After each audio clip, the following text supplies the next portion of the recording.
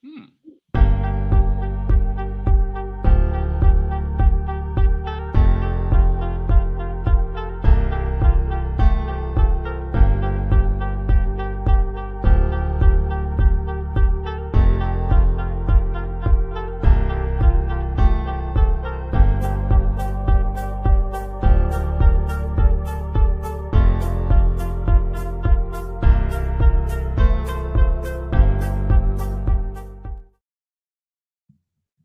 Welcome to the Irn-Cru podcast, an NFL podcast made in Scotland by NFL lovers. You are listening to and watching the review crew, and I am your host, Brian, the conscience of Cleveland Donlan. Well, it was the weekend before Christmas, and all through the house, the NFL was certainly stirring. And unlike Red Zone, we are still commercial free. But remember, folks, like, subscribe, follow the crew. You can find us on X, on Instagram, we're on Twitch, we're on YouTube. You can get the podcast on Apple Podcasts, Spotify, and wherever you get your podcasts. Now, the crew, we've been on IR for a week. The joys of getting Christmas shopping done and dusted, but we have got some of the finest crew members here tonight to help us get Week 16 all wrapped up. Now, first, this year, he is buying his presents rather than pillaging them. This is how Times made even a resident Vikings fan go woke. It's Smudger. How you doing, mate? I'm doing good, Brian. Not too bad. Just, all finished up for Christmas. I've got my Santa hat on. I'm in the festive mood. And I've poured myself a wee drink because I am toasting playoff football. So very much looking forward to it. You can really go off some people. That's all I'm going to say. I just had to get that wee dig in there. Just to get that. Now, imagine the Bengals had defense. Imagine they could play the Browns every week. Imagine kickers were the highest paid people on a team. That is certainly this man's Christmas list. It is Stu. How you doing, mate? I've just got one thing to say. We're still alive. We're still alive. Yeah, Bengals still alive For a week. Still alive. Just like Eddie Vedder in Pearl Jam. Love it. There you go. With that musical interlude, yes. We'll talk about the Bengals and their slim playoff hopes a little later on. We'll need to get you, Stu. If you get the percent, do you have the percentage number? What is your percentage chance to make the playoffs? Are you double digits yet? I could pull that up, but I think it's round about 11%. Big money. Up from 4% last week. And then we'll get into it later. But I think if we win out, or if we win next week, it goes up to 50%. So, but I have to win next week. Massive swing. Well, we'll leave the talk of next week to the preview crew, as the boys will be on later in the week to talk next week. We will get started and have a look back at all things Week 16. So, yeah, there is no time like the present. But can we note, by the way, I'm going to try and get many festive. I've already landed about 4 festive puns in the pod already. I intend to get more in. But yes, there is no time like the present, so let's get going. And as always, we will start with Thursday night football. It was the Broncos at the Chargers.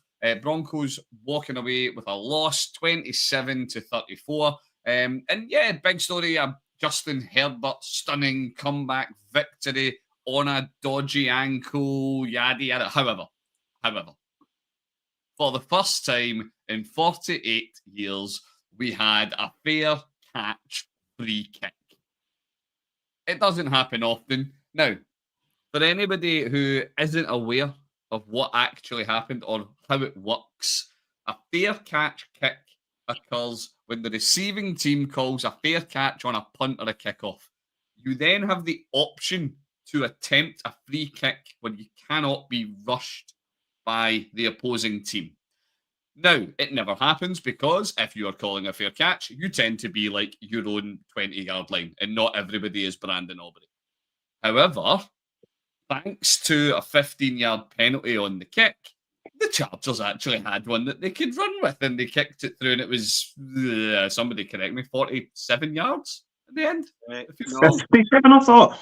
57? That makes more sense than 47. The kicker, 57 yards. Yeah. So, what were our thoughts on this one, boys? Obviously, we had the drama at the end, but it was a good game. And as I say, we had Herbert kind of driving back in this one from some pretty tricky positions. They were down what 21-13 at the half. Yeah, that the free kick made it 21-13. Big thing for me was just the fact that the Chargers' defence, which had looked a little more porous than normal or what you would expect from a hardball defence in the first half, they just completely shut them down. They held them to 6 points in the third and the fourth quarter. And just probably maybe going on from the highs of that free kick field goal, Justin Herbert was able to rally the troops and then kind of force the Chargers over the line. But it was a good game, though. I mean, I'm remembering all the way back to last week now, so it's a little bit foggier in the memory. But I feel like it was only Thursday, but it feels like it was ages ago. Yeah, what I thought was hilarious was I think the over under going into the game was something like, I think, was it 44 or 41? And people were saying, there's no way this is going to be a defensive slugfest.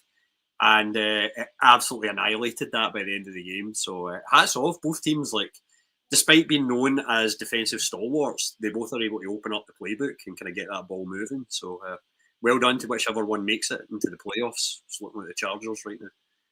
Yeah, absolutely. It was definitely a game of two halves. Like, say, Broncos taking that massive lead, and then Chargers, like you're saying, Stu, the 3 points they got just before the half. I think that's where they took their inspiration from. That magnificent Cameron Dicker kick. Bit of history being made. First time in, what was it, 48 years or something since the last successful one. Apparently, the Packers in 1962 was the last successful fair catch free kick. There was one in 2019 in London, but it was unsuccessful. That was the last time that it had been attempted. That was the Panthers against the Bucks. It was Joey Sly, because I was curious when the last one was, just out of interest. But that was the big standout thing in this game, really, was that the fair catch free kick. You don't see them very often. Pretty cool that it happens. And it gives the Chargers, I say, a wee bit of hope. They're number 2 wild card, I think, in the AFC at the moment. Yeah. So, more than in with a shout. Yep. Some good news for the Chargers as well. I saw just before we came on here there. J.K. Dobbins has been activated off of IR.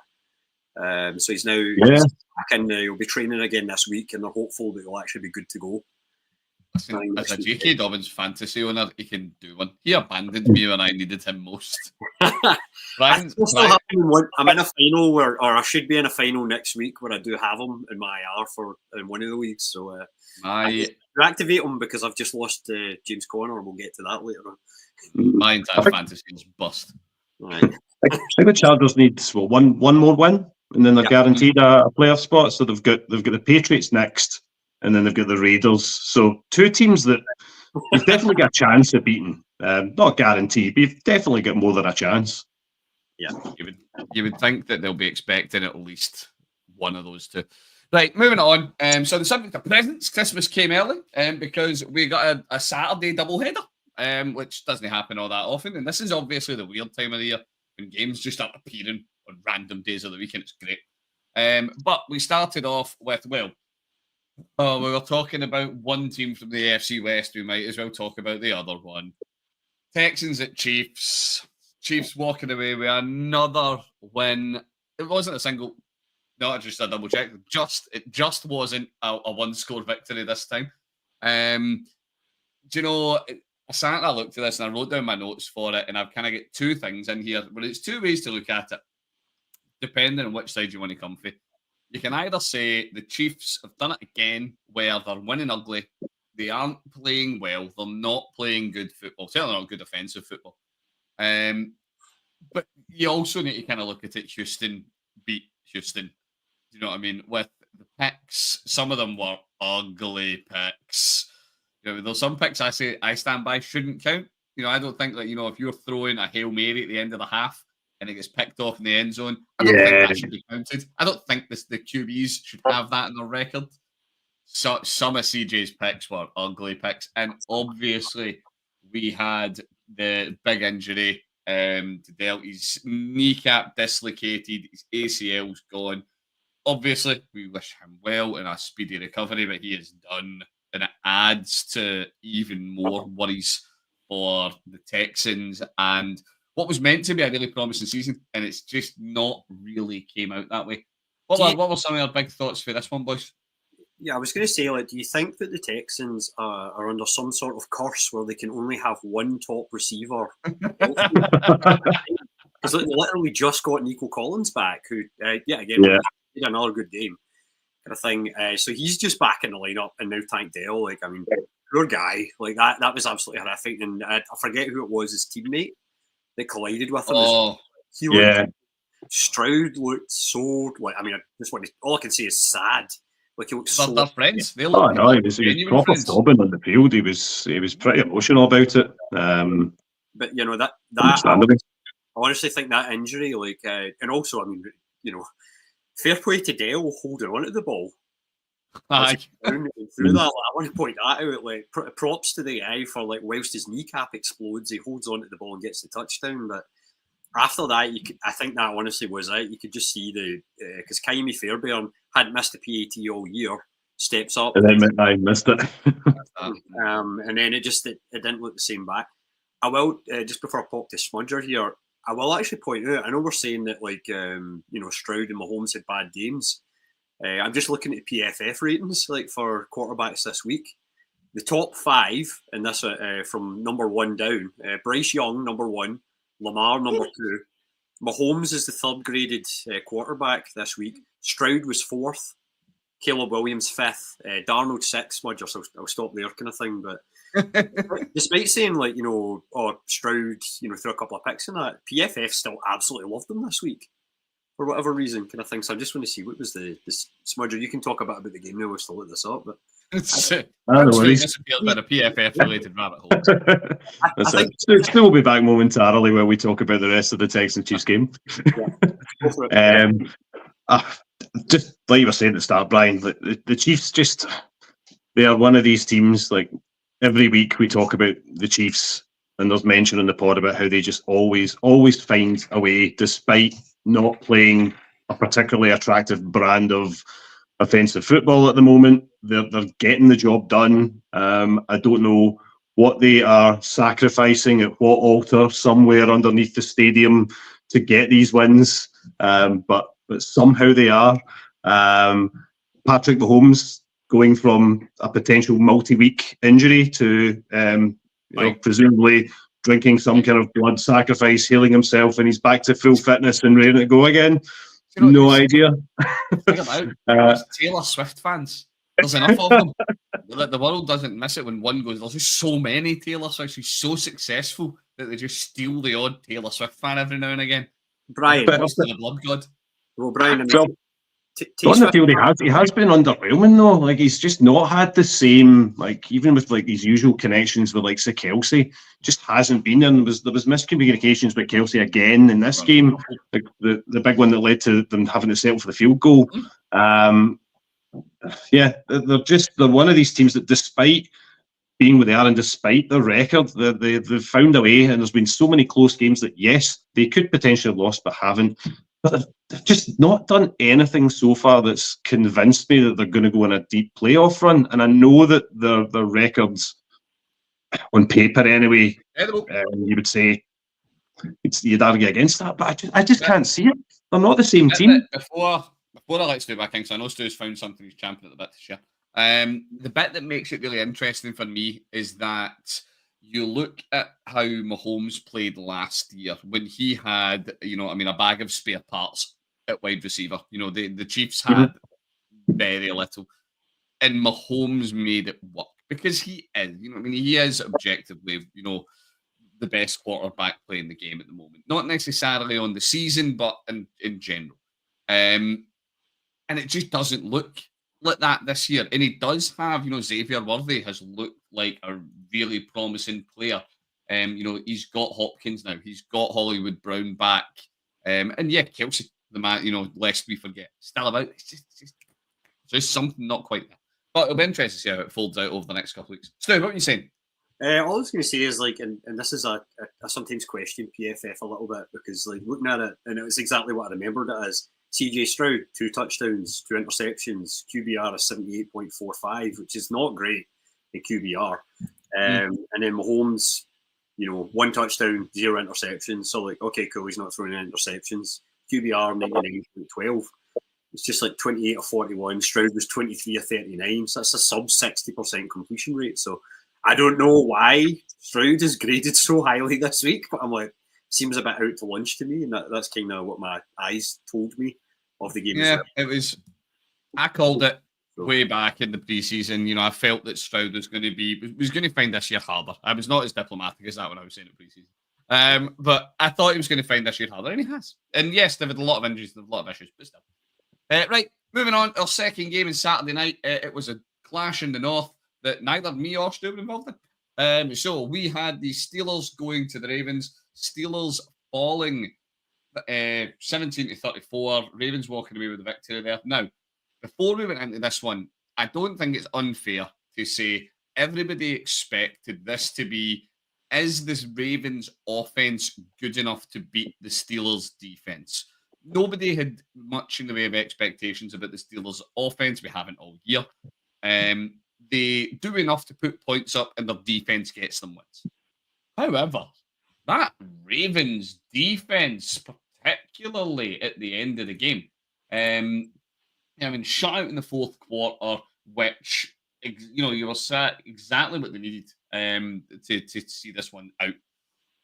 What were the big takeaways for this? There was a lot to talk about in this game, to be fair. But for me, my big bit would be that Ravens D.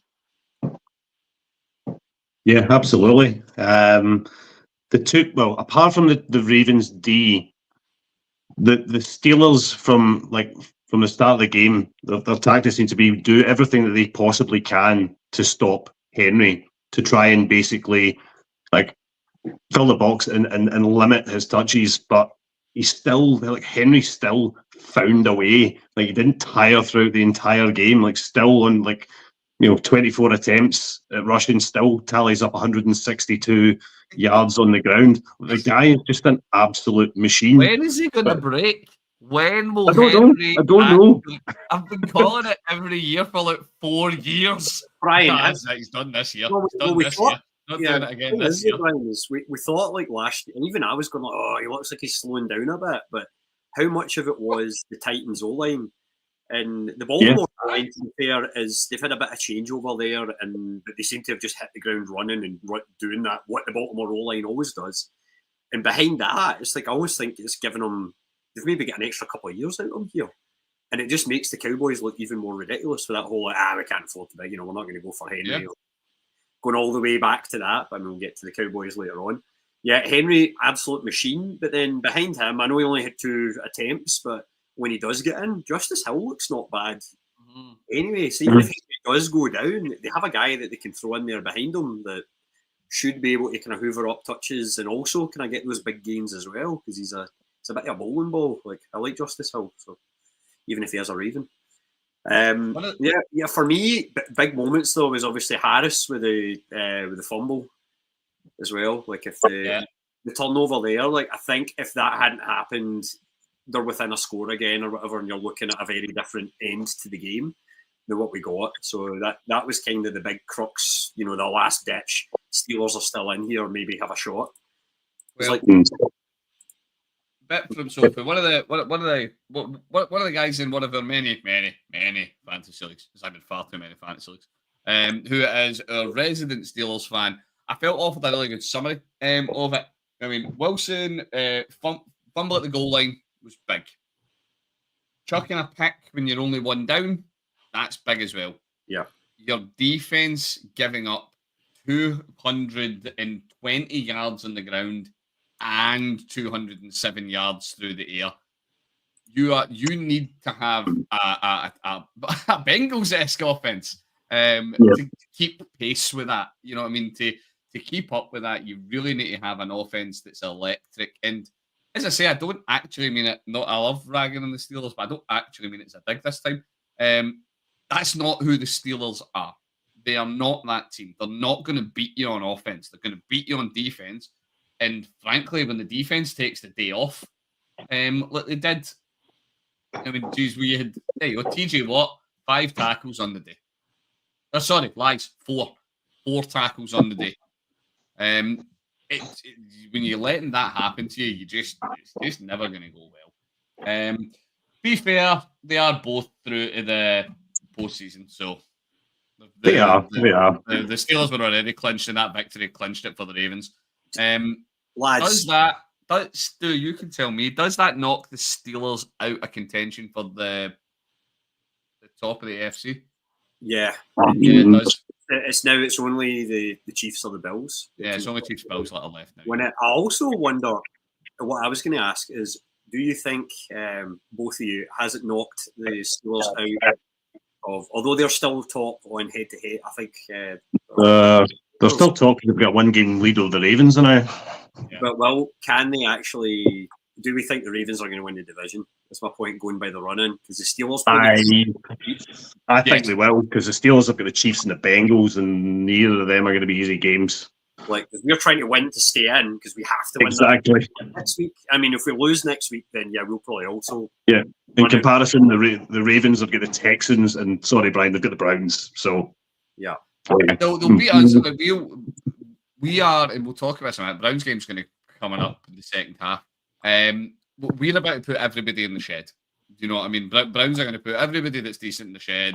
And that'll be it. We'll be playing second and third string guys for the next 2 weeks. That's if you're playing Browns, you get away. Ryan, we want to get ourselves. We lose out, we're guaranteed a top 4 pick in the draft. We win any more, that goes out jeopardy.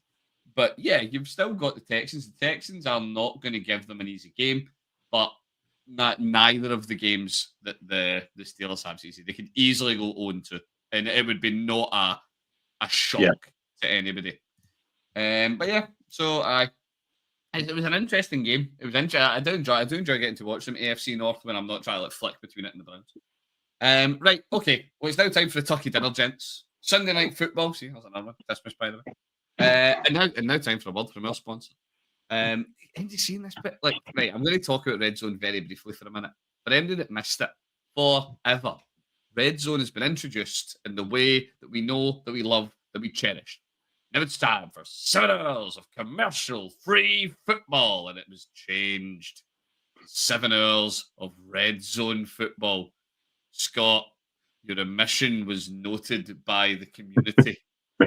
And it's the picture-in-picture. Was it Mountain Dew? I think it was Mountain Dew. That snuck in for a wee picture-in-picture advert during some of the footage. How long has Red Zone got left? I don't think very. See, if they insist, though, for us in the UK, if they insist that it's American adverts that we get, I'm actually okay with it. Yeah, I don't mind. See if it's supposed to be random scrolling adverts down the bottom. You can still actually just watch the game uninterrupted. I'm kind of alright with that. I don't mind that so much. I don't know. I want adverts for drugs that then is with a 75-minute bit that follows it, say that if you take this, you'll die. The other ones I want. I don't want it cut into like a $9.99 meal deal. I don't need to see that when I'm trying to watch football. Exactly. It's going to make me hungry. Stop it. Hey, remember, that's the theory, that the NFL only exists to sell you food. Right, we're going to start with one of the... Well, this goes into the bucket as many games go, where we had one team that can play football. I'm not going to say a very good team, but certainly a team that's functional. And the team that can't play football. It was the Giants playing the Falcons. The Falcons runaway winners, 34-7. However, when you throw 2 pick sixes, it tends to bode ill for your chances. The Giants are in a sorry state. The Giants have packed this up for a long while now. We know, obviously, Daniel Jones, all the story there. They have 100, but they don't even have one eye on the draft. They have got both eyes. The Kit Boys get his eyes on it as well. Everybody in the Giants facility has their eyes in the draft, and they are basically putting out whoever can be bothered to turn up on Sundays.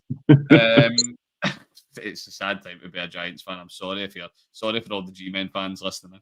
And any big points we took out of this one, guys? I'd say, well, off the top, it's basically 2 organisations who have made terrible, terrible decisions about the quarterback position. That's probably the biggest summary that you could take from this game. On one side, you've got the Giants. who decided to turn their back on Saquon Barkley and paid Daniel Jones a lot of money. Pay Vikings now backup quarterback Daniel Jones. Thank you very much. Smudger, how many backup quarterbacks do the Vikings actually have now? Because I feel like you've basically done like a Thanos. just gathering them all. Yeah, we've quarterbacks on your roster. I think we're just so scared. Historically, we've had such bad luck with quarterback injuries. We're just taking absolutely no chances since we're in the playoffs and we might actually do something. Thought, get Daniel Jones. If he comes in and actually gets like nurtured and he's in an environment where he can thrive, he might actually prove that he's a decent quarterback and he didn't just get absolutely shafted by the New York Giants. So you got your Donald, Mullins, Ripien, like all of them have played in the NFL, and then Dimes, and then obviously McCarthy's on IR. Yeah. So like, are they going to fight? So, no, this is what it's going to be. You can't be too careful, Stu. Is all I would say. You can't be too careful. Just wait. I'm calling it now, right? We're going to see. There's going to be this one rogue tackle coming for Darnold. You're going to see it coming. They're going to be, a linebacker blitz is coming, and you're just going to see someone's going to shout field wall, and then all of these quarterbacks will come out with shields to protect Darnold. We have it the TV show Vikings. Right, anyway, sorry, I've completely. Let's talk about Michael Penix Jr. He's something to talk about in this game that's actually got some vague sense of hope around him. He looked. I'm not going to say good. He didn't. I'm not going to say he looked good. He looked decent. He looked okay. Yep. Look better than Cousins has looked in December, and that's not very difficult. Like, didn't throw 4 interceptions, unlike Kirk at the beginning of December, who's not had a Merry Christmas. Sorry, Stu. I'm going to put my hand up though and say, as much as I want Penix to succeed here, we do need to remember he was playing the G-Men, who are one of the worst teams in the history of the NFL, and he did throw 0 touchdowns and 1 interception.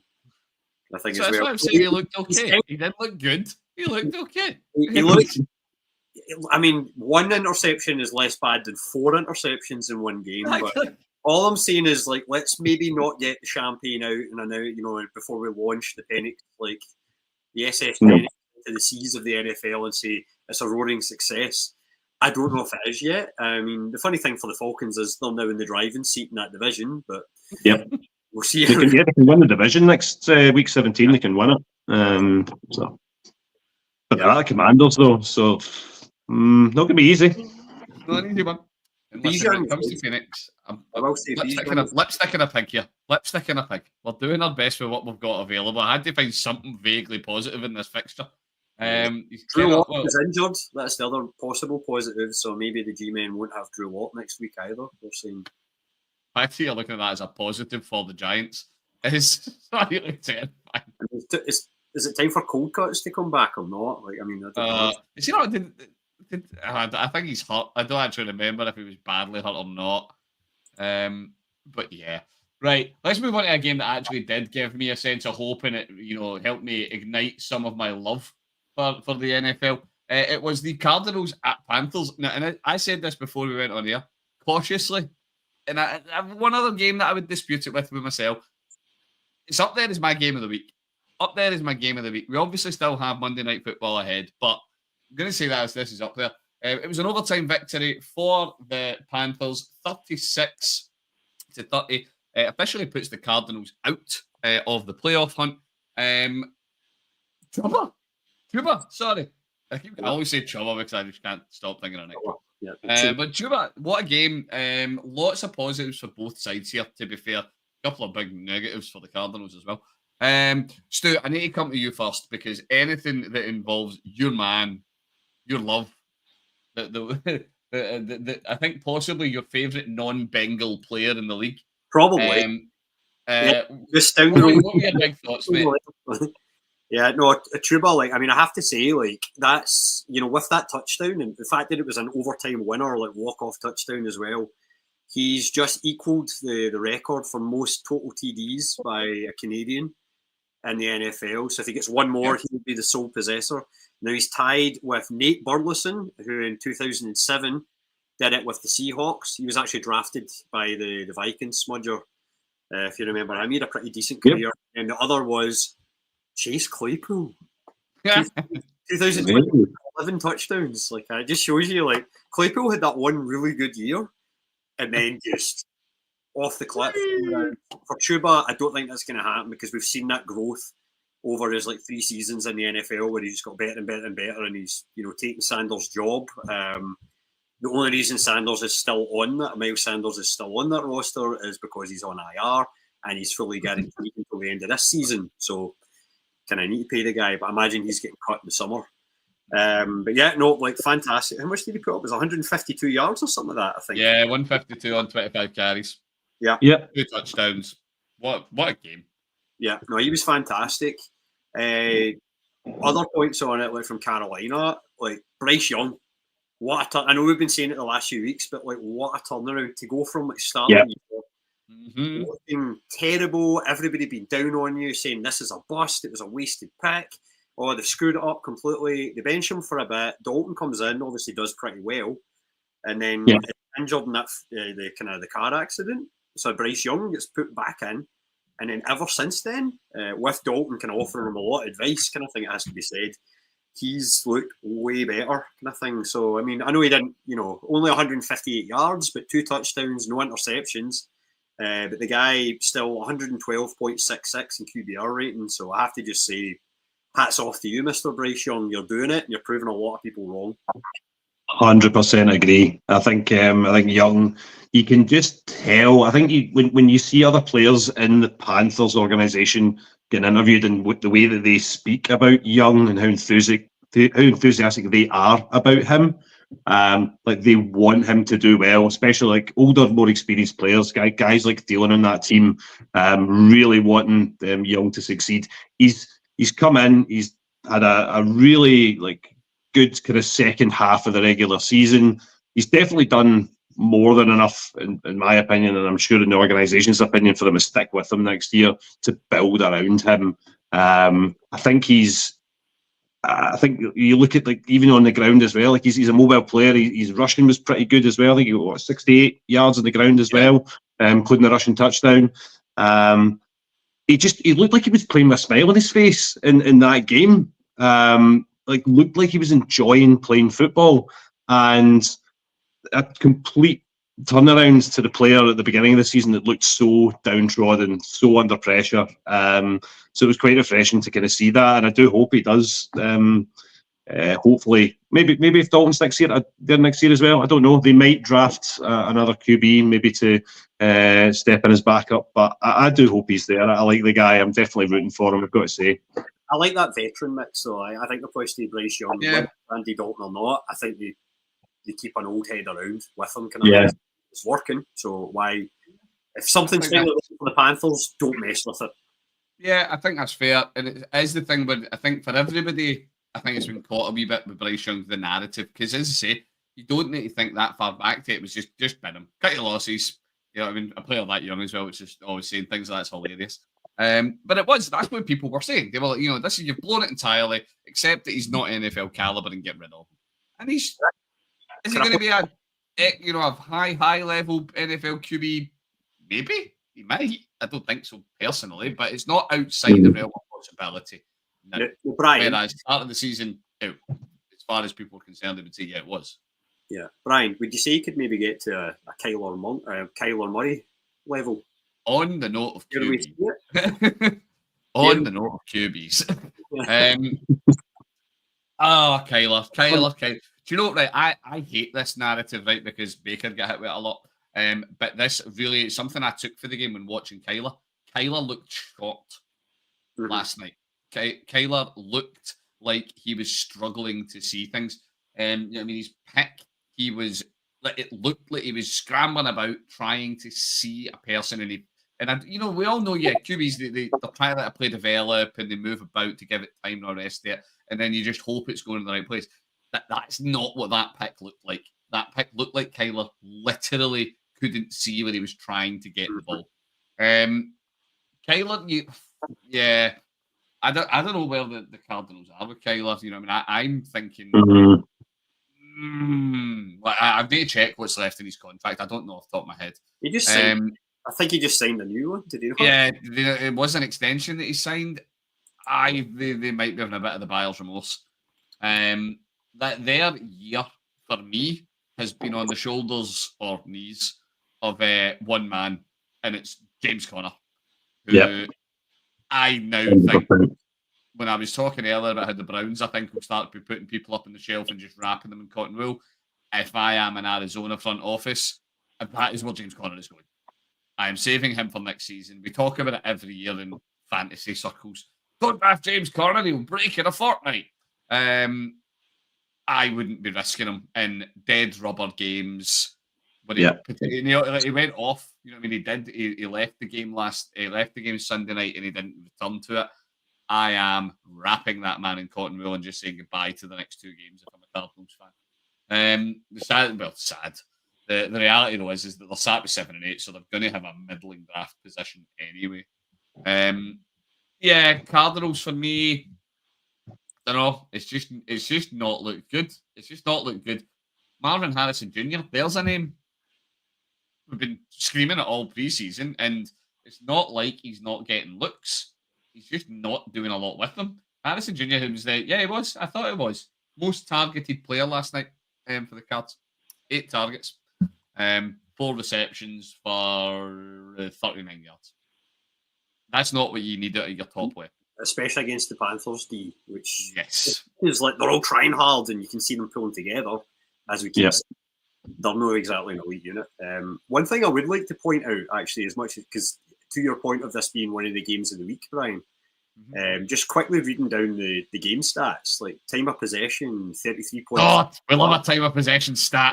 3.3 for the Panthers, like almost identical. First downs, 23 for the Cards, 22 for the Panthers, almost identical. Total yards, 382 Cards, 392 the Panthers. So it's like you go down the list, it's like everything's almost the exact same. Like total plays, 64 to the Cards, 65 to the Panthers. Like that one extra being that Chuba run for the touchdown at the end. And both of them average 6 yards per play as well. So it just shows you, it's like that this game couldn't have been any more even than what it was. So and went to overtime and had to be decided there. So that's exactly what you want in the league. Parity. We love it. It also shows you as well, but as we were saying, as we opened this segment up and just as well closing where we opened this game up, it shows you how the narrative's changed over the course of the year. The Cardinals, everybody this year, pre-season, very hopeful, very optimistic. Going to be a big year for them. Kyler's back. He's got a real legit weapon to go alongside McBride, blah, blah, blah, blah, blah. The Panthers are trash.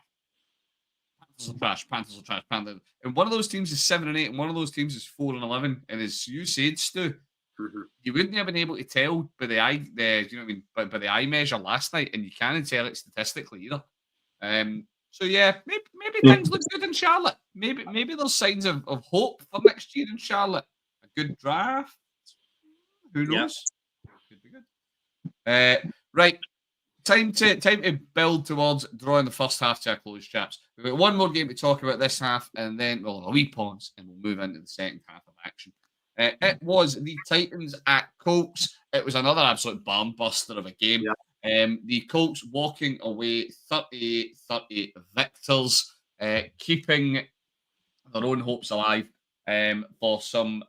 Oh no, hang on, did they clinch? Not clinched, they'll be near enough.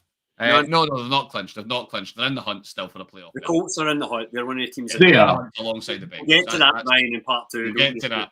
I think, I don't think anybody's seen this one coming as a classic or as good a game as it was. Rudolph did his best to embrace the Christmas spirit. Unfortunately, he had both the Titans players and the Colts players on the nice list. As he was throwing touchdowns to both teams. I'm keeping count of these, Brian. I'm keeping count of these Christmas funds. They're coming thick and fast. But we had the Colts ground game was phenomenal. The Colts put up 335 yards on the ground, which is just ridiculous. Welcome to the Jonathan Taylor show. Right, the elephant in the room before I kick this one over to you both, boys. 218 yards and 3 touchdowns. That's just ridiculous. Right, have yourself a day, Jonathan Taylor. I mean, wow. Can I just give a personal shout out, a personal thank you to Jonathan Taylor just before we go any further? Because I as a Jonathan Taylor fantasy owner, in a semi-final to avoid the dreaded toilet bowl, the jobby bowl, the bowl that nobody wants to be into, and Jonathan Taylor, like the absolute hero that he is, stepped up and dropped the best part. I think it was the best part of 50 points he dropped for my fantasy team. And very, very grateful for it. But he was just ridiculous, wasn't he? It was absolutely brilliant to watch. But like from the very start of that game, like you're saying, Mason Rudolph starts the game with an absolute bomb of a throw to Ridley to kind of kick things off, and you're like, this game's going to be like, this could be lively. But it was but midway through the second, but it just turned into the Jonathan Taylor show. But does it not once but twice, picks the ball up on the 30-yard line and goes, I'm just going to take this to the house. I'm away, guys. I'll just catch you later. And off he goes. And I don't know if you saw, did you see the very first touchdown? The camera pans after he gets to the end zone, he Forrest Gumps it straight out of the stadium, like straight through the corner. I was killing myself.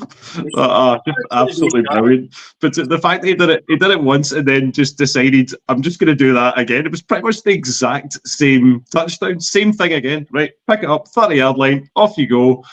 Titans just like say, off you go, no problem at all. But to be like fair play to the Titans as well, because they were like after that they were so far behind. Like Taylor just like these 3 touchdowns, absolutely amazing, and then the Titans end up bringing it back to a 1-score game. Crazy. Yep, no, it's bonkers. I bet you wish they'd added those extra yards from the run out of the stadium to his total. Taylor's got a rushing bonus that he's trying to get anyway. He's not doing it game stats. He's just doing it with like the pedometer that he wears. So he's just up back again. He's checking the watch with his yeah. No, it's funny. Like, I mean, fair play. Like, also, even obviously, Colts O-line has looked good in stronger and stronger as the years went on as well. Like, Anthony Richardson, hilarious quarterback for me because, like, I never knew he's either throwing like absolute great like 15, 20, 40 yard plus completions, or it's going to nobody. And then, sure enough, this game 7 of 11 because he didn't really need to do much in the air because they were running it. Yeah. I mean, he did what 9 attempts for 70 yards rushing, a 29-yard long run with a TD rushing as well as throwing one interception. He kind of made amends. He made amends for that bad. He threw a really bad interception, and then not long after that, had a massive rush, and then I followed up with a rushing touchdown to kind of make amends for it. But he definitely blows hot and cold. He's not a consistent quarterback, but he's entertaining. Yeah. Definitely give him that. If he can ever figure out, that's the thing, is like if he can take out some of those the crazy passes, he'll be an absolute weapon, I think, as well. But it's just an if he can do it or not. But yeah, definitely fun to watch as a neutral. But yeah, this is a good. Yeah, I'm nowhere near as optimistic about Anthony Richardson. To go for just Glasgow parlance, I think he is an absolute weapon. And he is not going to be a success in this league at all. He would need to have, myself and Stu were talking this before we came on here, he would need to take a Josh Allen-esque step in this. Now, I'm not saying he would become as good as Josh Allen is, but we all remember Josh Allen's rookie year when he was extremely poor. Richardson needs to take that kind of step. I'm sorry. Being dynamic on the ground is great. You need to be able to pass. It is a pass-first league. And he can't. He's and then they have a guy who's really good on the ground. They have a guy who's shown quite clearly he's very good on the ground. So as a quarterback, you kind of need to throw the ball a wee bit. So something for him to work on in the off season maybe. Get the old target practice. Right, okay. That is going to draw the first half of our Week 16 review to a close. thank you very much to the crew. And for everybody listening, thank you very much. And make sure you join us in the second half to talk about the rest of week 16. I've actually got an old note for the Thanksgiving episode written here to join us for turkey leftovers. It's still relevant. It's still relevant today. Now, remember, you can keep in touch with the crew. You can find us on X at Irn-Cru. We are on Insta, grid_iron_crew. You can find us on Apple Podcasts. We are on Spotify. We are wherever you get your podcasts. Help grow the community. Give us a like, give us a subscribe, and get in touch. And I and the rest of the crew will see you in the second half.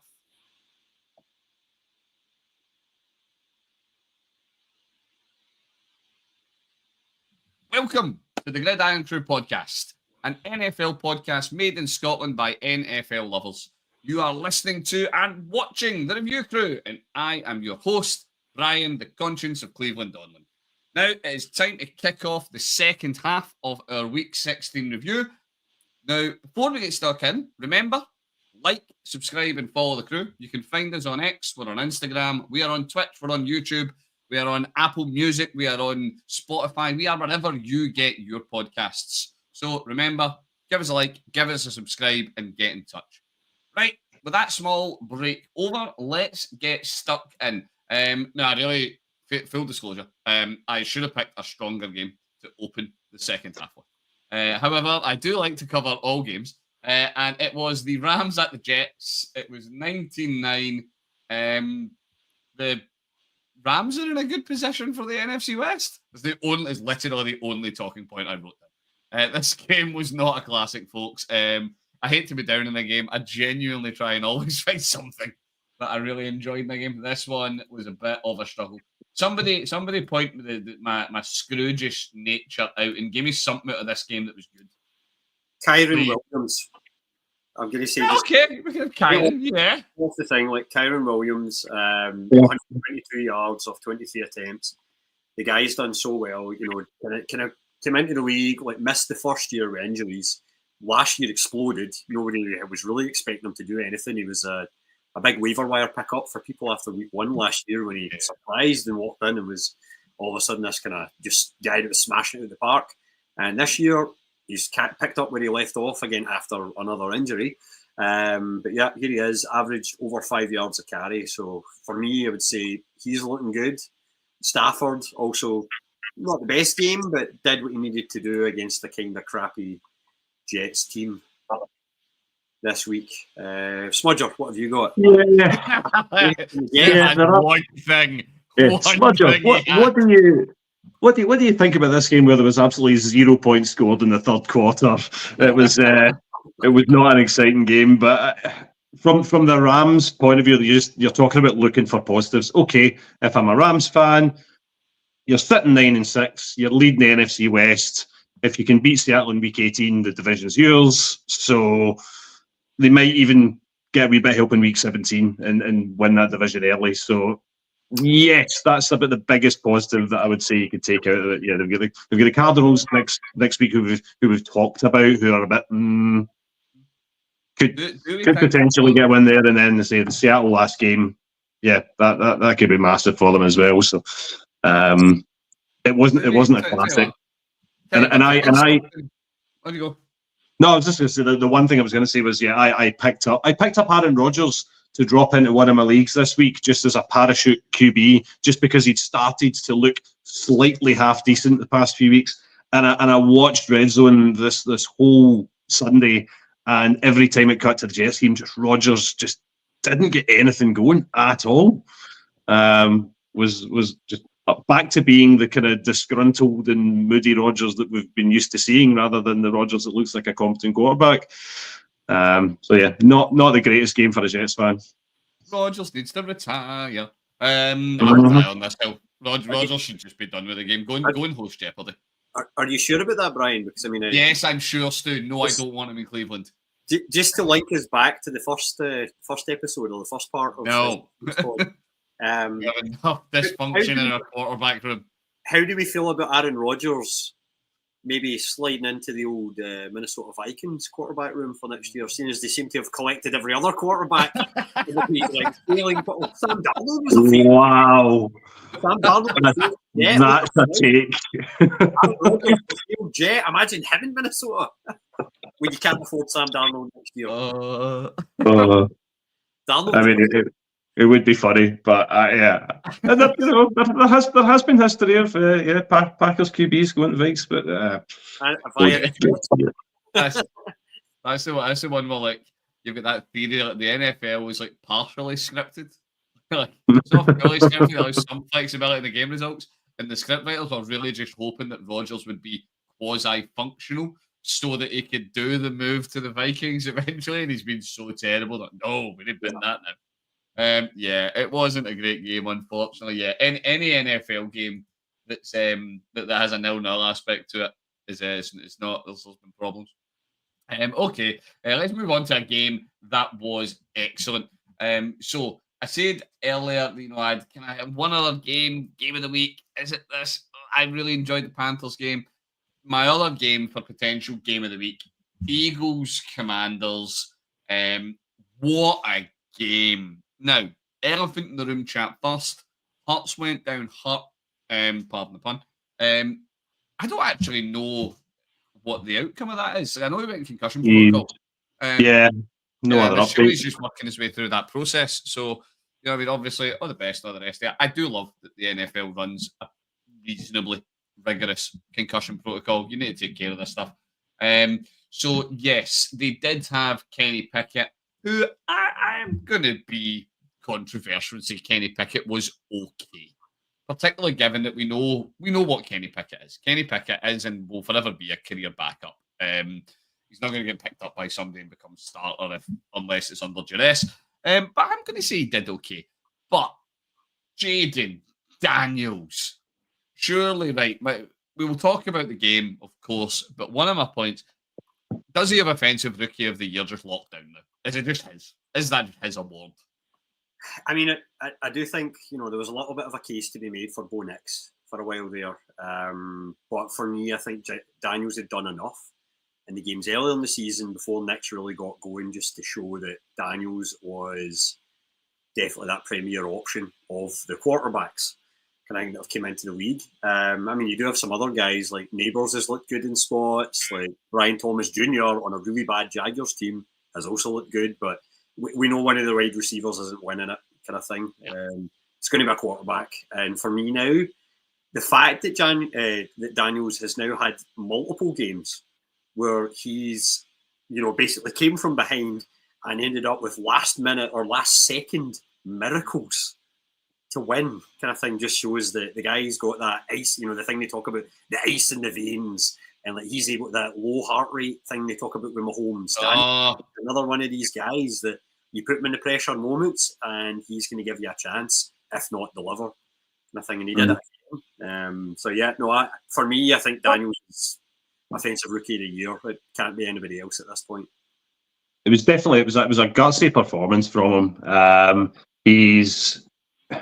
think he's got to be at the top of the conversation for Offensive Rookie of the Year. And like I say, if you're talking about other quarterbacks, rookie quarterbacks, you've got guys that have shown glimpses of what they can do. And we'll probably get to the Bills Pats games. I thought May had a decent game in that, but on a pretty poor team, he's been one kind of high point. But for Washington, yeah, he has been outstanding. And it was just one of these games that like the stats at the end, when you look at the Washington team having 5, not 1, not 2, not 3, not 4, 5 turnovers and still got the win, is insane. But there was just some brilliant plays on both sides. Like, again, just talking about turnovers, there was the Washington getting back the ball, the Frankie Louvu pick. Like when the Eagles took a 2-score lead, I think that was after Hurts, I think, had gone out. So I think it was Pickens that fought for that one. But yeah, it was a Saquon Barkley show for the first wee while as well. Saquon absolutely, still for me, yeah. And we're talking about MVP conversations and guys that could potentially be in there. Barkley's been incredible. He's been absolutely brilliant for the Eagles. just basically showing the Giants what they're missing out on. He had the monster touchdown to re-establish the two possession leads after that interception. But it was just so many brilliant moments. The Terry McLaurin touchdown as well. Like what a touchdown that was! What a pass that was! Just everything, and then to come to the very end of the game, the Crowder one, like the finale, was just like, wow, unreal. Yeah, I've got my hand up because I was going to say it's like he's in school. We'd be a bit remiss if we don't mention the fact, though, like as exciting as that was with the Crowder touchdown at the end, it did look very much like the referees missed a pretty obvious false start. Yeah. And if they'd called that ends up being flag, 10 seconds run off, game's over. Like the Eagles win, Commanders lose. Of course, that takes away from the drama and all that, but do you think because the Commanders play in burgundy, which is quite a red colour, that the refs got confused and they thought it was another team in red that was playing, and they had to give them a wee hand? I see what you're saying there, Brian. But we won't get into that. But point is that the Commanders did win in the end. It was very exciting, and even before you get to that play. And this is where you kind of could say, if you're an Eagles fan, are you upset about the loss? Probably, because it takes you out of tension for the end. Or you're probably out of it for getting the bye. I mean, I think you might still have it mathematically, but realistically, they're probably done. Well, they're again behind Detroit and the Vikes, so it's pretty slim. But then saying that, like, the Vikes and Detroit still have to play each other. So, but if you did have Hurts in, like, I mean, you just look at it as much as like, yeah, they scored 3 touchdowns in the first quarter, and Pickett played even for most of that first quarter onwards. In the second half, they only score that. I mean, it's field goals. You know me, I love a kicker and a field goal and all that. They only got up field goals, and you have to think that if the Eagles had even managed to finish one of those drives with a touchdown, they've won the game, kind of thing. Whether there's the false start or not at the end, so. If you're an Eagles fan, though, you still have to say, you know what, we're feeling pretty good heading towards the playoffs, as long as Hurts comes back. Yeah. You have to imagine. From the way that it looked... On you go, Smudger. No, I was just to say, if Hurts is out, if he's injured for the next 2 games, as an Eagles fan, you're playing the Cowboys in the next game, which is big, massive rival. Cowboys looked decent, despite them being out. So it might come down again to what you're saying, Brian, about this whole who do you wrap up in cotton wool when you're looking towards next season. I don't necessarily know if the Cowboys would do that because it's the Eagles. But then you've got the Giants in the last game as well. So you would think that's a game that they're very likely going to win. So if Hurts end up missing a week or two, it's maybe not a disaster as long as he's back and he's healthy for the playoffs. I will say it did look, Hurts was champion, and players all do this. And it's why, as I say, I tip my hat to the medics at the side, because it takes some nuts to do this and to be the man to say no, because Hurts was ready to come back on the field and he was told no. So it does kind of lead you to maybe think that he's in concussion protocol, and concussion protocol can be very, very tricky, but it looks fairly positive.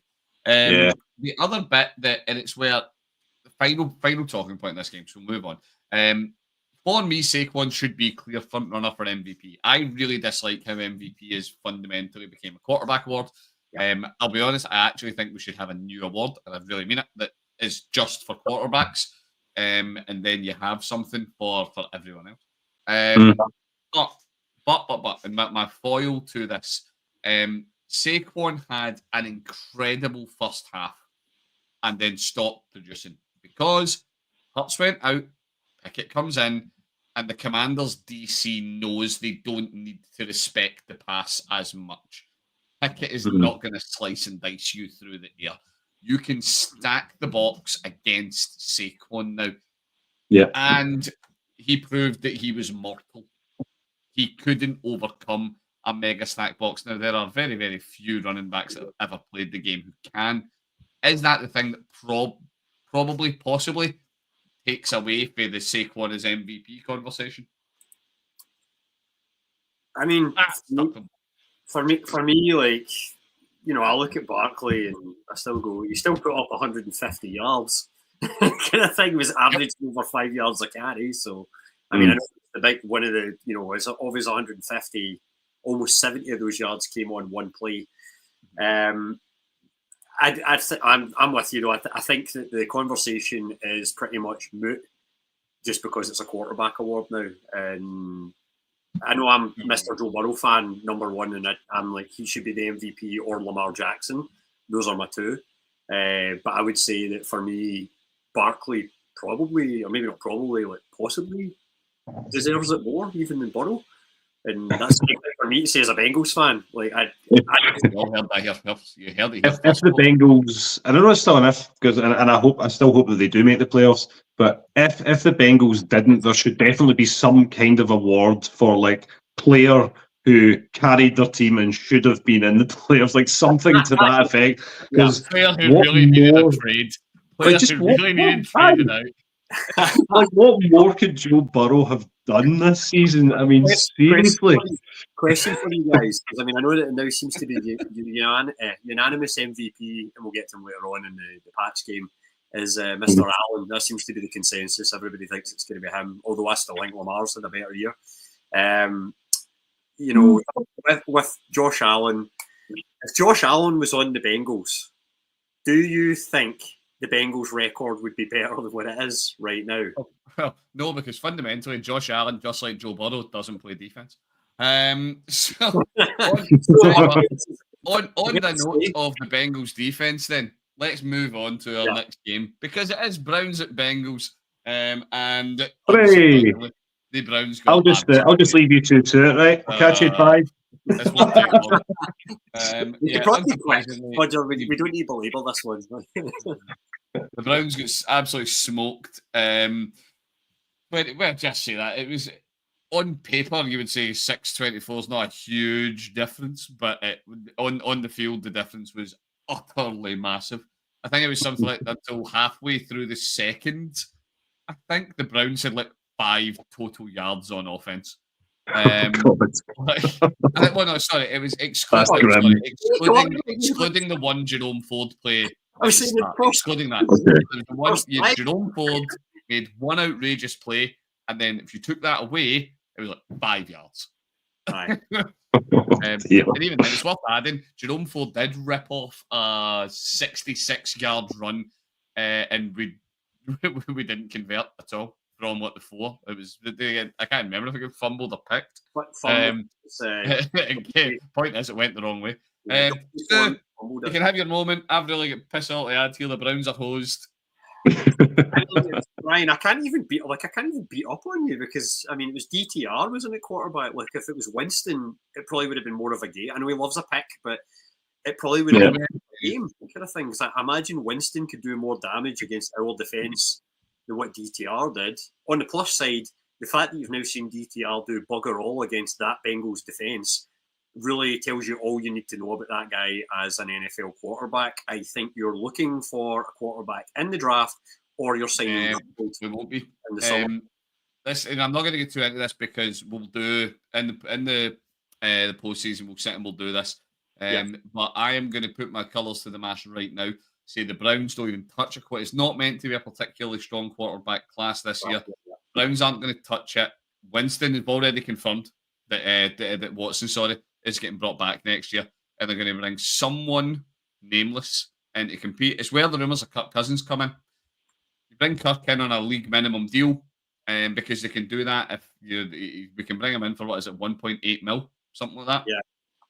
You can bring him in at league minimum. He starts, Deshaun starts, theoretically have something functional there, and then you wait until the year after it.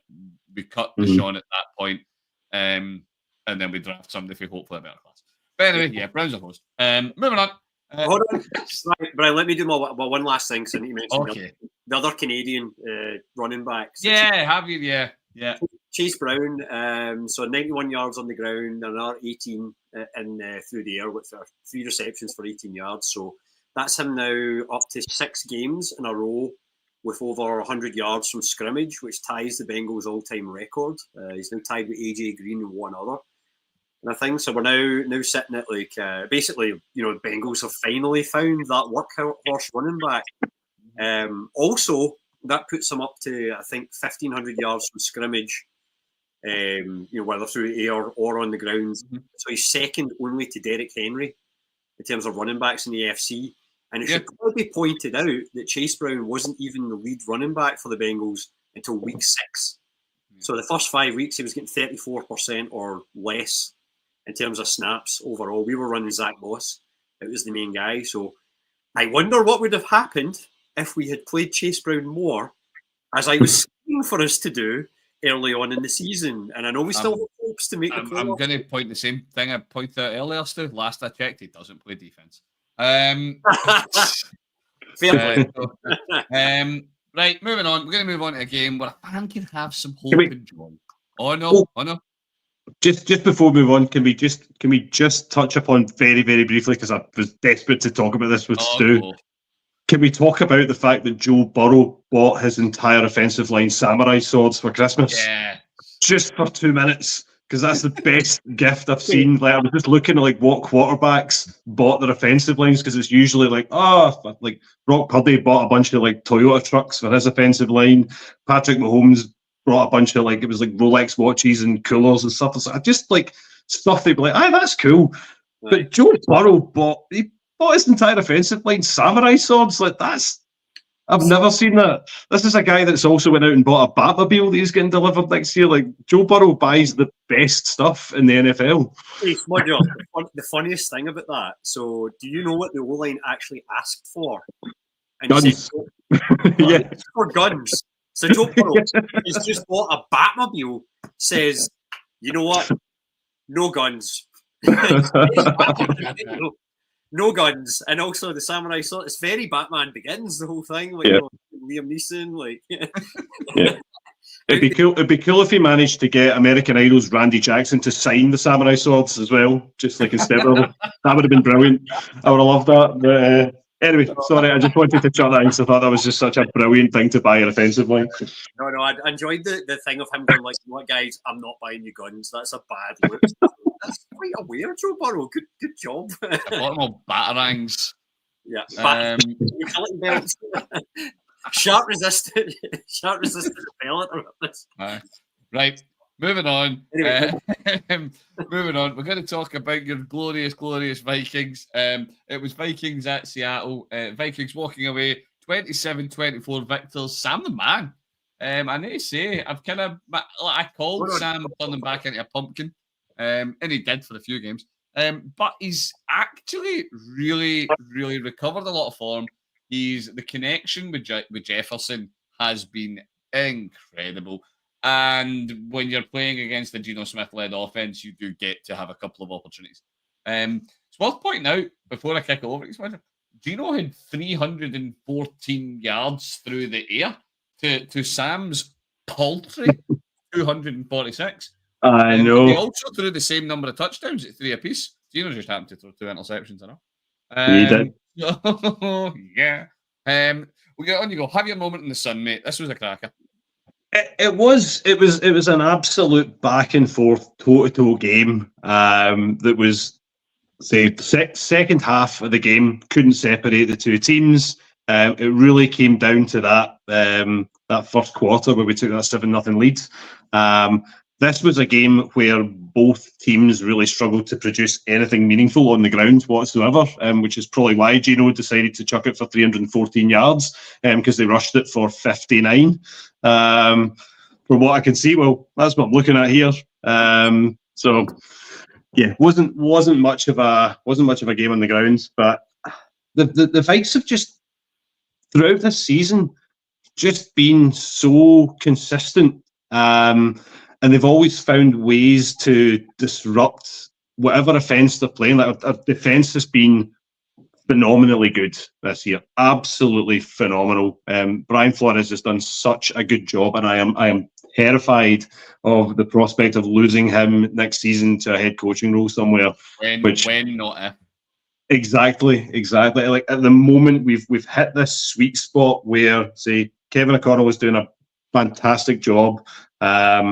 We offensively have been really, really good at, I think, like the likes of Jefferson, who, okay, we paid him a ton of money because he's arguably the best wide receiver in the NFL.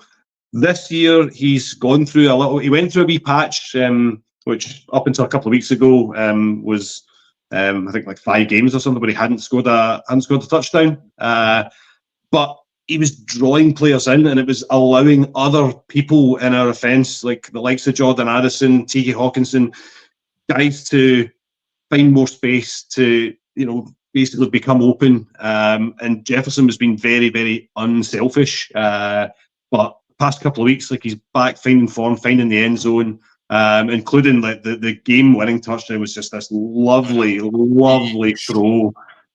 Straight to him, like he's kind of turning his side. It's just like the ball was just right on the money from Darnold, who really didn't put too much wrong. 3 touchdowns, 0 interceptions. Hopefully he can keep it up. The big test for the Vikings.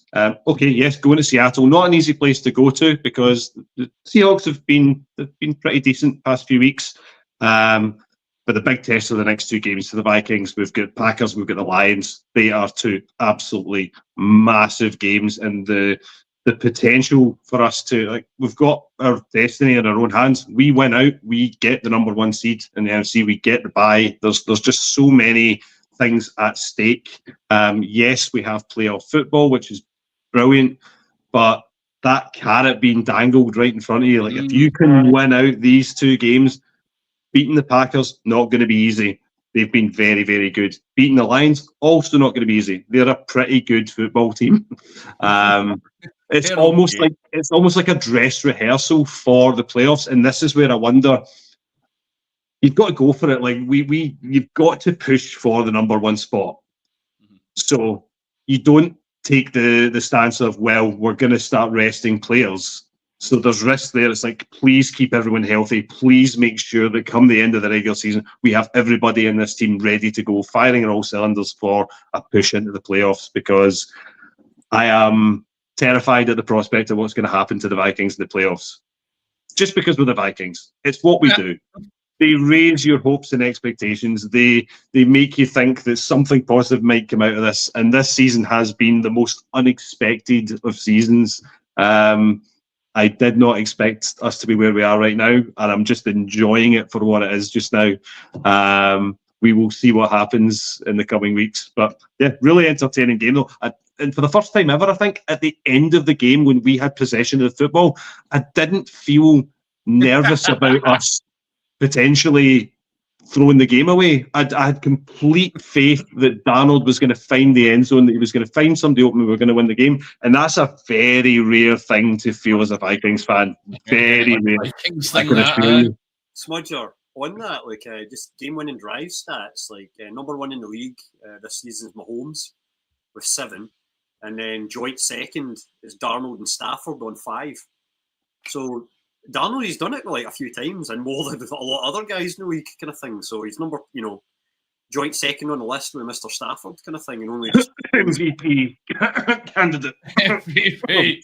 But no, like, Darnold's been good. And Brian, both you and I have been on this whole wagon of, like, we kept going, like, when is Darnold going to turn into a pumpkin? We're going, oh, here it comes. When it's like, oh, it happened like 5 games later. Yeah, I got to hold my hands up. Got to hold my hands up. He had a bit of wobble, and then we were like, oh, there he is.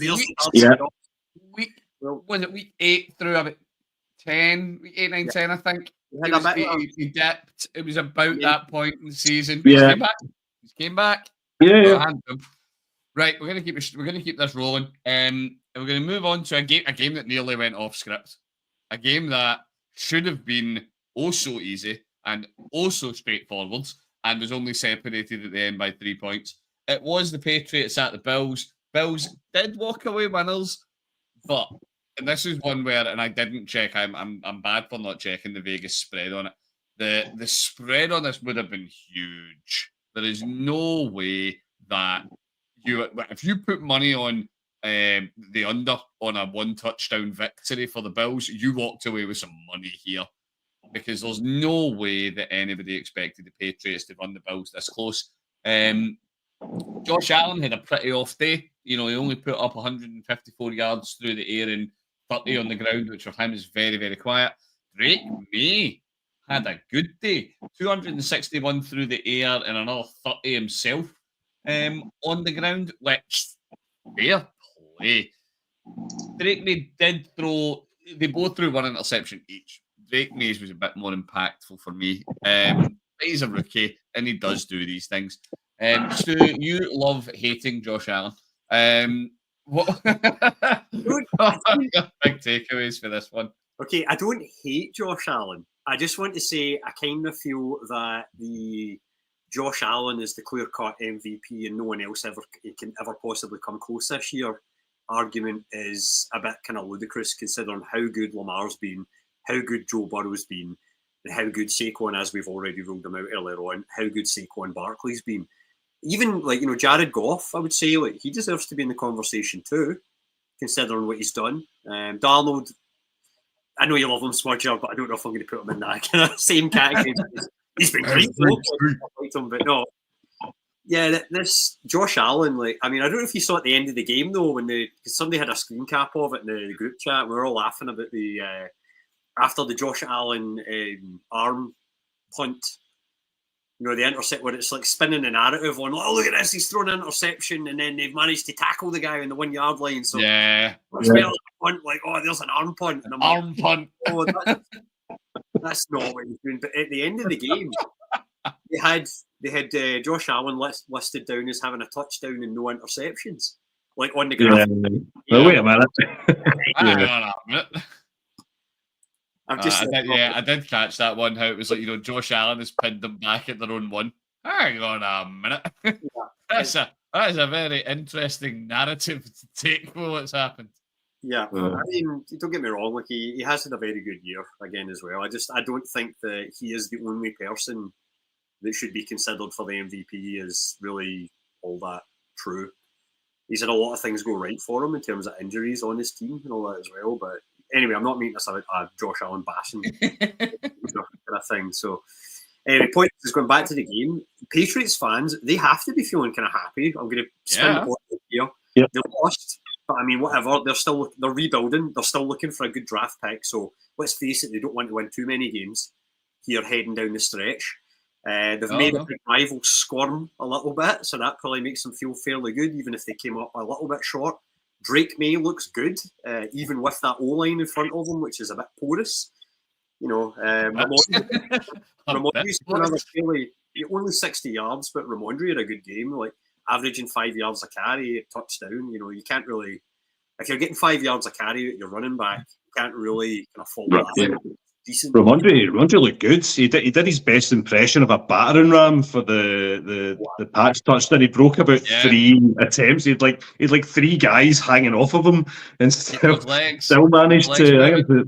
That was the second one to put the Pats up because nobody I think would have expected if you had money on the Bills and you're looking at the Patriots 14-0 up, you'd be going, what's going on here? Because they look good first quarter. May's touchdown throw to Booty was just such a lovely throw, absolute peach. And they're 2 players definitely they're going to be a huge part of that Patriots offense next season. There's definitely there's positives from the Patriots point of view, but it took a little bit of magic. Allen was inconsistent first quarter. And then James Cook just decided, to run through you. He went into full blown Leroy Jenkins mode, just ran with the ball, just said, "Screw this, Leroy Jenkins!" Straight there, touchdown. See you later, guys. Takes it to the house, and that kind of ignited the Bills. And then Allen. The only thing that I don't know if there's been much since then, but Allen's hand is still this. There's this question about He keeps his throwing hand. He's having issues with it. He kept having it getting worked on in the sideline.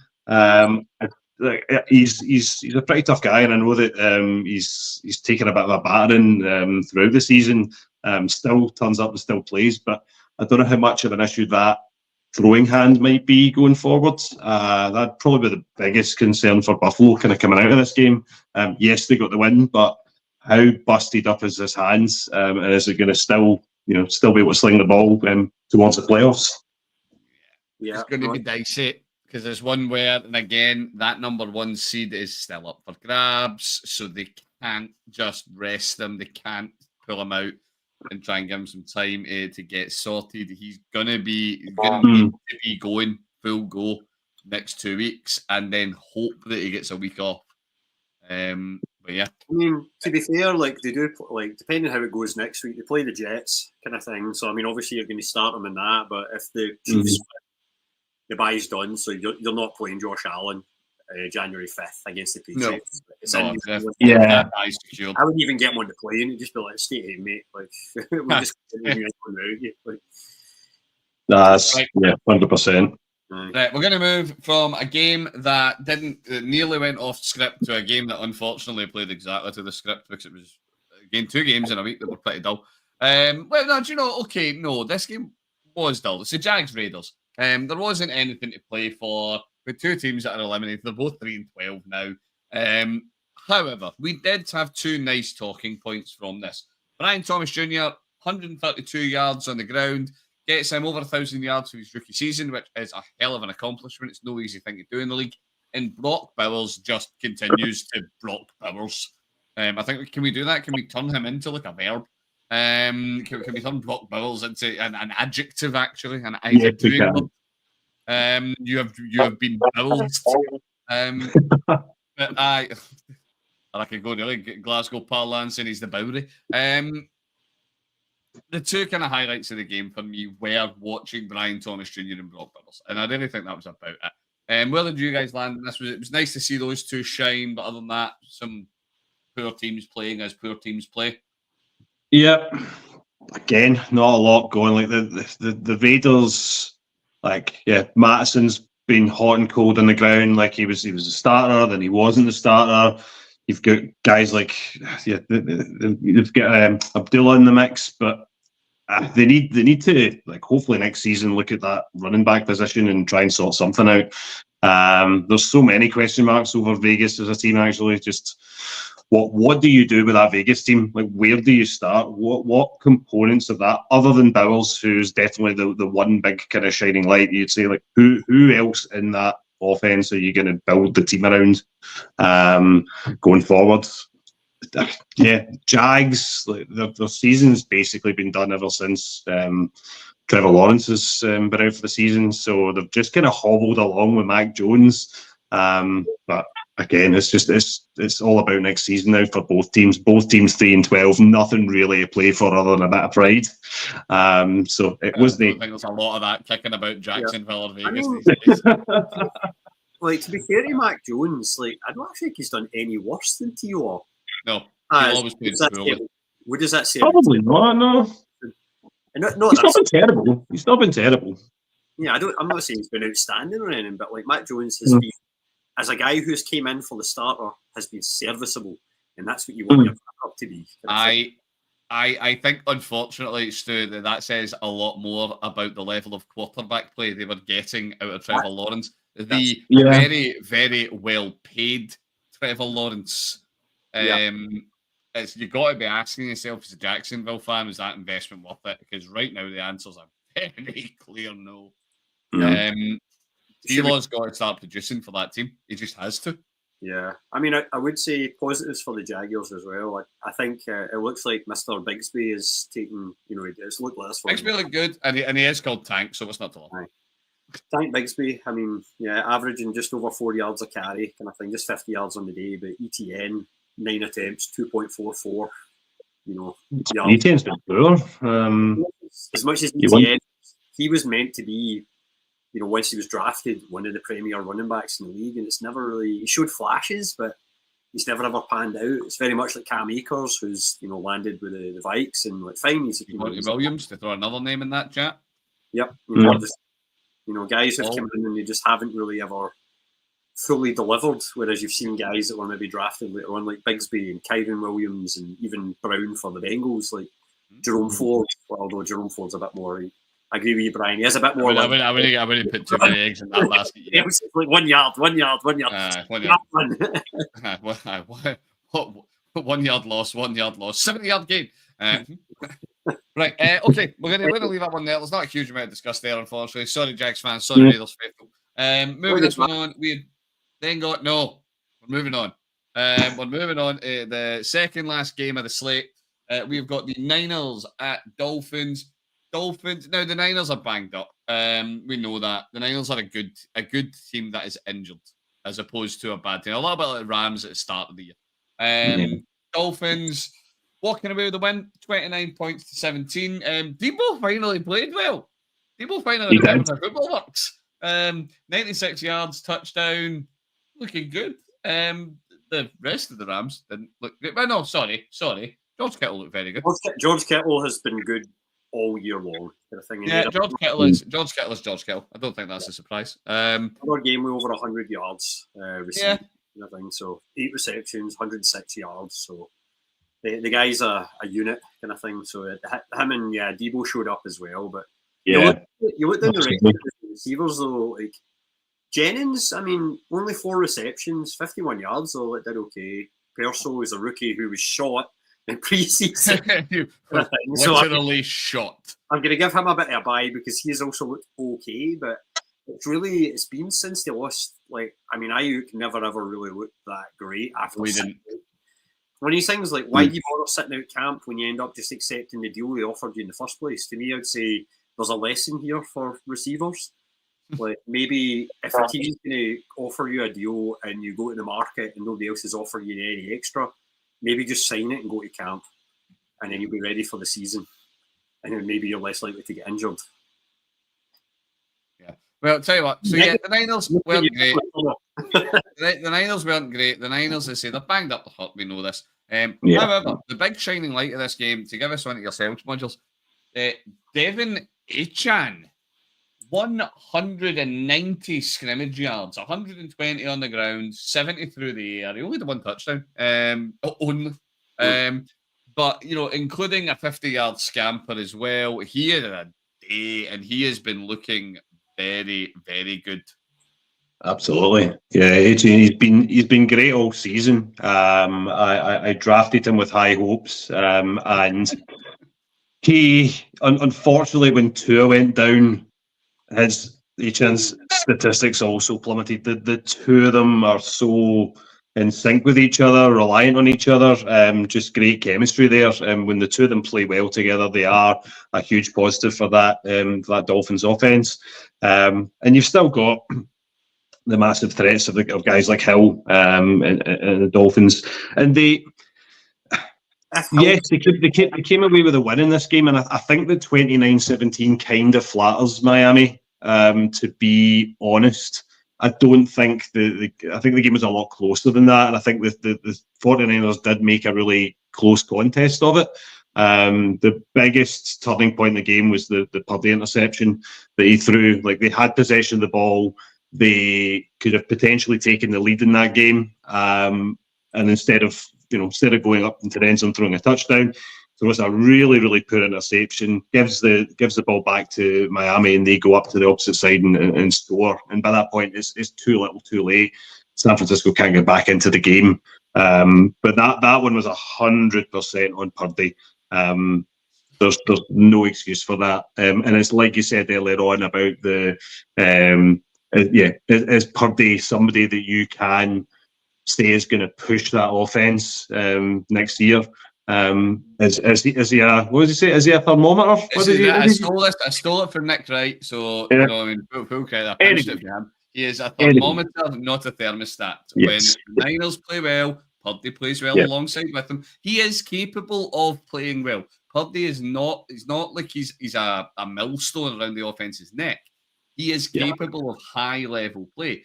But when the rest of the team's performance levels drops, Purdy hasn't shown that he can do what Jaden Daniels has done, where he puts the team in his back and says, "You know what, boys?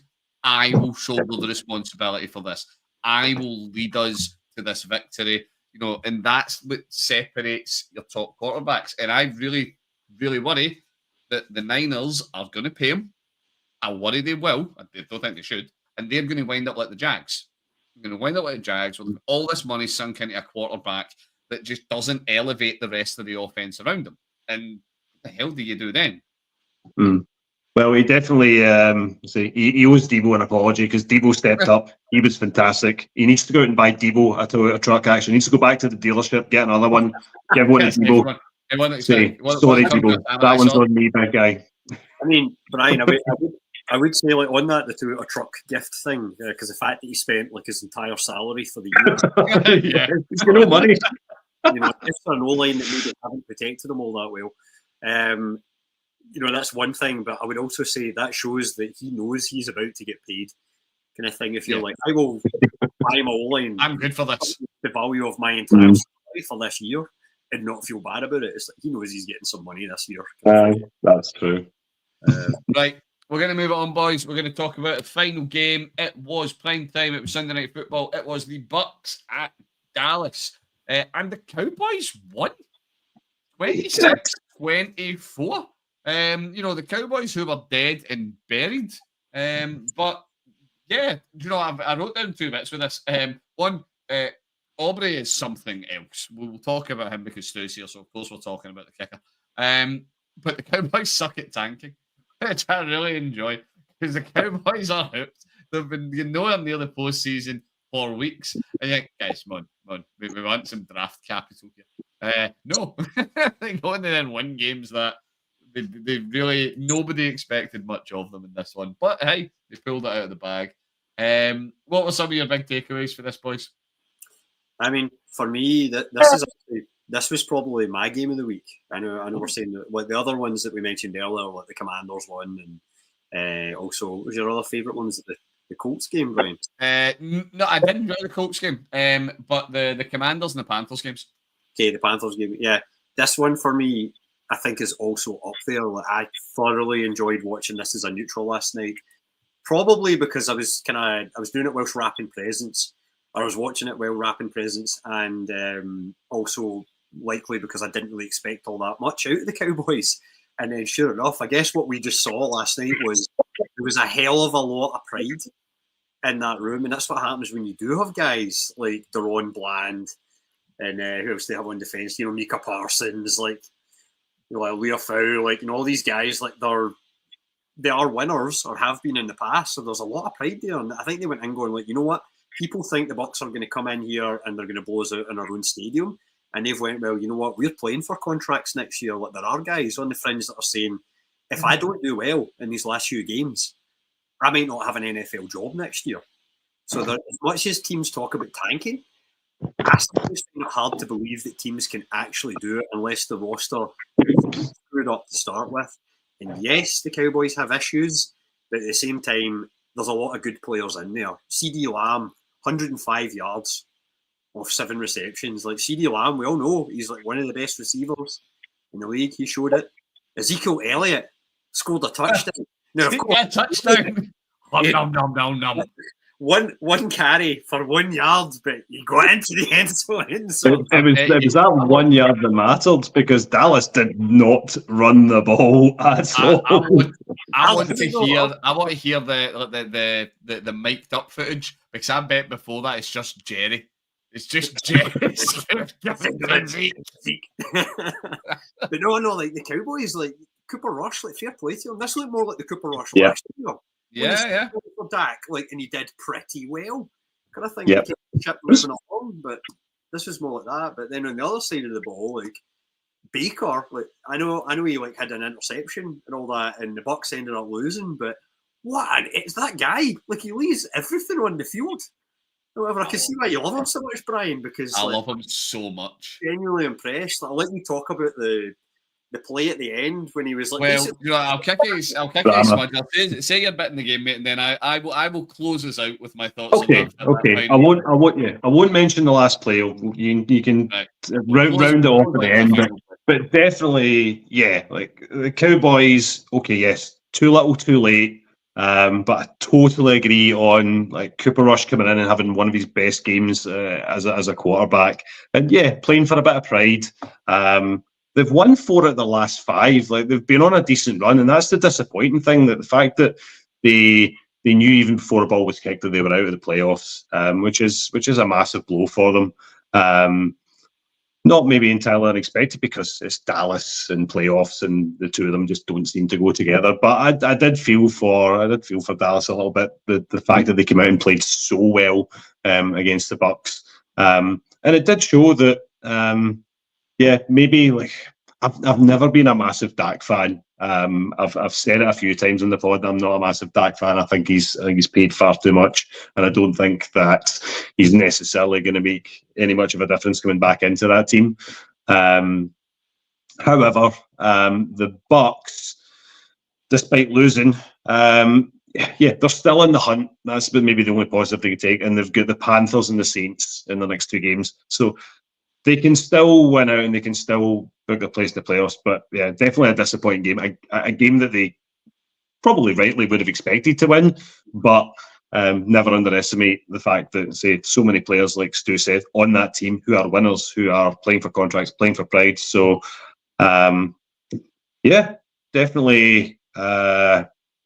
Anyway, Brian, sorry. Talk about the last bit, because that was the best bit of the whole game. It's time to close out the pod. It's time to close out the second half. And I'm a Browns fan, so what better way to close a pod than with my bitter sense of disappointment? So, yes, we have got a 2-point game. Bucks have got the ball. They can drive up to field goal range, kick a field goal, win the game. We snap the ball. Baker takes it. Baker is literally dragging defenders behind him to make the pass happen. He shovels it off to White. As he gets down, like he's wrapped up. Aye, he's going down. He's wrapped up. He's getting absolutely pummeled. But he connects. He makes it happen. And then White loses the ball, fumbles, recovered by Dallas. Game over. They kneel it out. And the look Baker gave Rashad. Now, I don't know if it was directed at Rashad White. It better have been.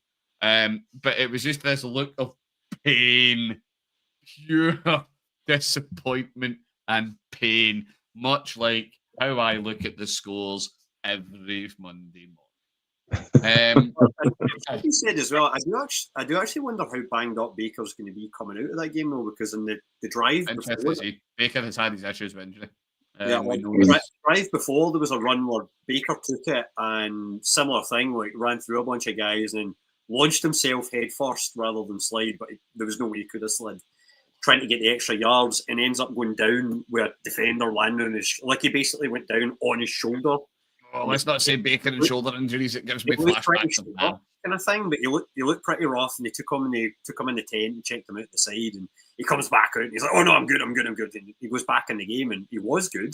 But the point is the guy plays a rough and tumble style sometimes. So hopefully he's okay for next week. But I was at the time when I was watching, I was going, "Man, Baker, you put yourself at risk sometimes." Yeah, he does. Always has. His whole career he has, to be fair. Yeah. Right. With that is going to bring the second half to a close, gentlemen.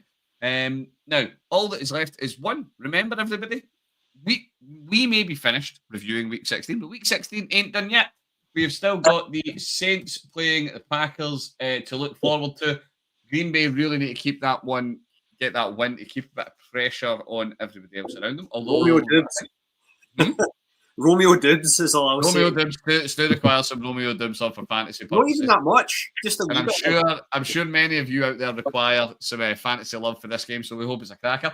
And yes, all that remains for me to say is, remember, you can keep up with the crew on X. You can find us at Irn-Cru. We are on Instagram, grid_iron_crew. You can find us on Apple Podcasts. You can find us on Spotify. We are wherever you get your podcasts. Smudger, thank you so much for being on with me tonight, mate. No worries at all. I've written my letter to Santa. I've asked him for the number 1 seed in the NFC. We hope he delivers. Let's see. And Stu, thank you very much as well, sir. Oh no, thanks for having me again. Your katanas will be on the way in the post. Yep. So the bit is, for everybody listening to this rather than watching, you should really try and watch sometimes. Because Stu is literally holding us off. Now, remember, help grow the community. Give us a like, give us a subscribe, get in touch. And with that, all that's left is to say for the crew, for us and ours, to you and yours, have a very Merry Christmas.